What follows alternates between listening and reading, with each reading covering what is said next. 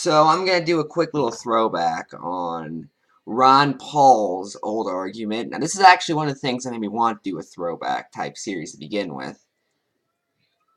Um, Here's the quote.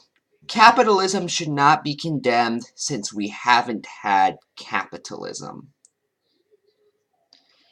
Okay, now this is basically the not true capitalism argument. Now, man, I just remind you, they're the same people who mock a not true socialism or communism argument, which they rightfully should, mind you.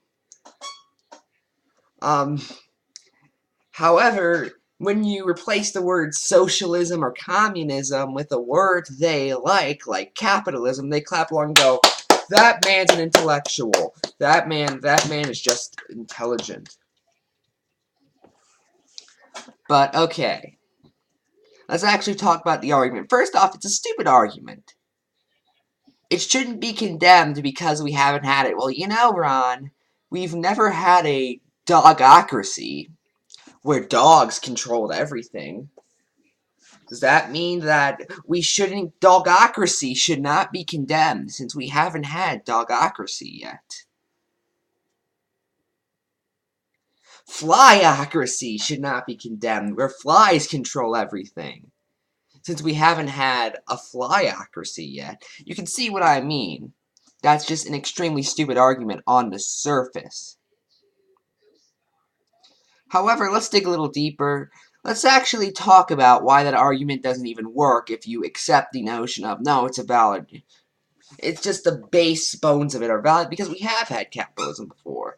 I've pointed this out several times. You know, if you look at what happened in Iraq post-Saddam Hussein, especially when the U.S. left it in 2011. Now, in all fairness, I don't know when this quote is from. It might be, you know, before we pulled out of Iraq, which wouldn't surprise me.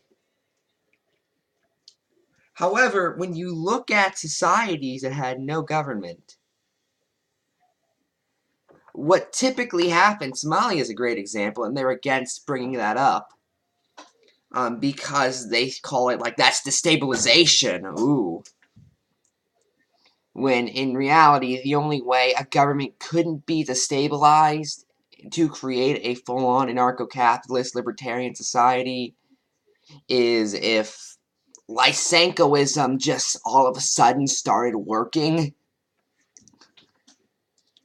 But basically, if you look at post-Saddam Hussein Iraq, which, if anarcho-capitalists are correct, that should just be the paradise where everyone's just giving in to voluntary transactions, and, you know, no one's killing each other, and the world's just great, and we all sing Kumbaya at the end of the day. No, that's not what happens.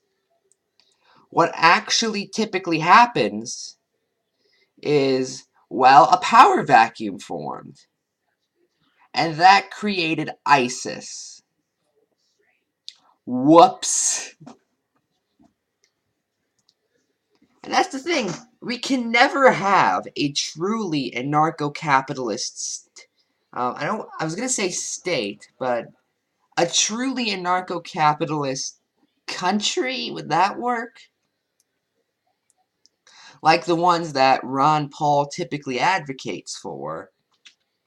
Now, I don't know if Ron Paul's a full-on ANCAP or just a libertarian, or just an extreme libertarian.